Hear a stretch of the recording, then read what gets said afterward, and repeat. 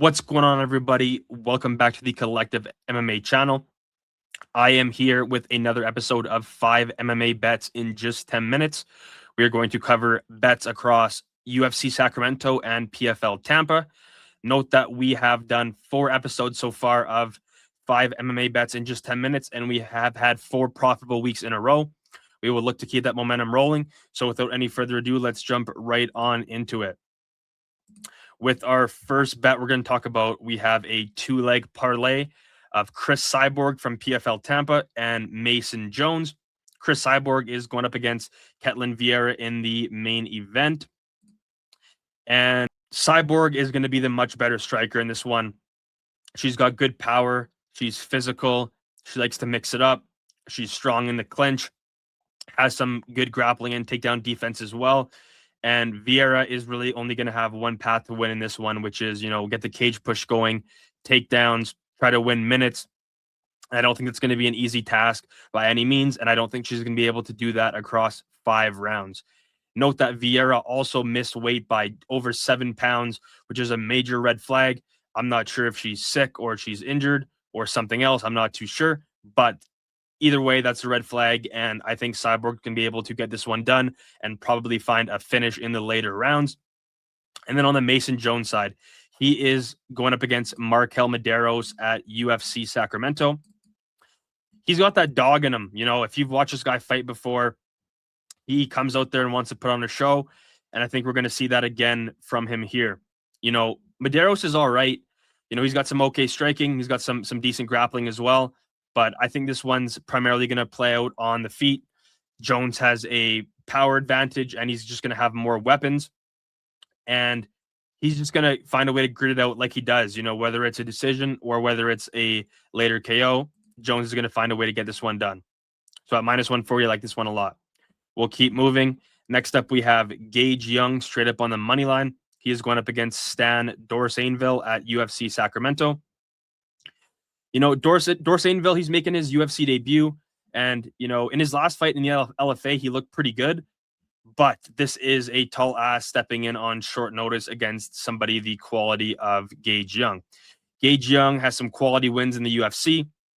He's a pretty good striker, good movement, good footwork, good volume, good boxing. And I think that's going to be the difference in this one. I just think his boxing, his volume, his experience is going to play well for him here. And I think Dorsainville may look to grapple here, as he does have a, good grappling background, but Gage Young typically sprawls well, defends the takedowns pretty well. And I think Gage Young is going to find a way to get this one done either by decision or by a later KO. So at -150, I like this one a lot. We'll keep moving. Next up, we have the over 2.5 in the Carli Judice and Jeisla Chaves fight. Both these strikers are fun to watch. Like Judice is very good.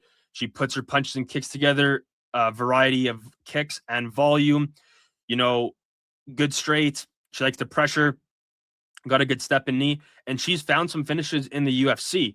And Chaves, she's also a good striker. She's got some pretty good power. She also mixes it up. She's durable. And if you've watched Chaves on her Dana White Contender Series fight last year, she took a lot of damage, and, both her and opponent were bleeding in round 1. And she's got a lot of heart, and, she swings pretty hard. You can tell she likes to fight. I think that's going to make for an entertaining fight that likely goes all 15 minutes. So I think there's some pretty good value on the over 2.5 here at -127. So this is one that I do like quite a bit for this weekend. We'll keep on moving. Next up, we have Anthony Wint, round 1 KO at -125. He's going up against Terrence Chapman at UFC Sacramento. We just saw Anthony Wint fight on season 10, week 1 of Dana White's Contender Series, and he got a violent knockout over Matt Adams.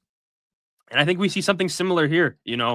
Wint's, very explosive, very dangerous in round 1. He's got good striking, good power. He's fast. He's got a killer instinct. And, he likes to move forward and get guys out of there early. On the Chapman side, he tends to look to pick his shots, which leads to him being pretty low volume. He's willing to back up, a bit more of a plotter, and he's not very fast on the feet. So I think, You put all that together, and it gives you a Anthony Wint violent round 1 knockout. Don't overthink this one. He gets it done at minus 125. I think that's pretty good.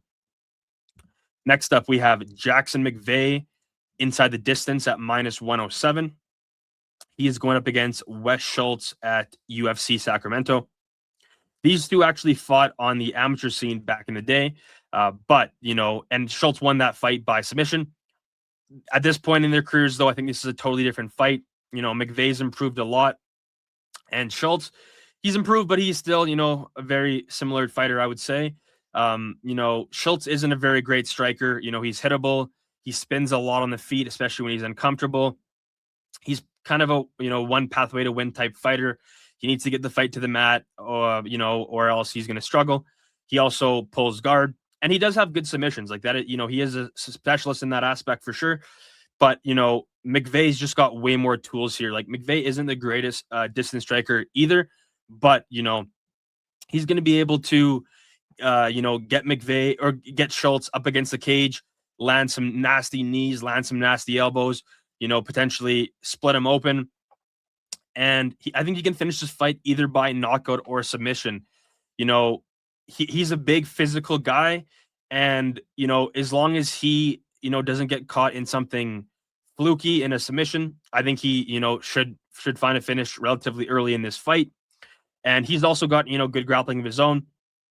And also with Wes Schultz, pulling guard, I don't like that at all. McVey is very violent with his elbows and ground and pound, and I think he's going to be able to get this one done probably within the first round or two. So we will do a quick recap. The first bet, we have Chris Cyborg and Mason Jones, a 2-leg parlay at minus 140. Chris Cyborg from PFL and Mason Jones from UFC. The second bet, we have Gage Young on the money line at minus 150. Third bet, we have Carli Judice versus Jeisla Chaves over 2.5 rounds, minus 127 from UFC Sacramento. Fourth bet, we have Anthony Wint round 1 knockout at minus 125 for UFC Sacramento. And the fifth bet, we have Jackson McVey inside the distance at minus 107 at UFC Sacramento. That does it for the 5 bets. As I mentioned, 4 profitable weeks in a row. We will look to keep that going. Do me a solid, hit that like, hit that subscribe, leave me a comment. I've really appreciated all your guys' support, and it really helps me out. Thank you guys so much for tuning in to this episode, and good luck to all you guys this weekend.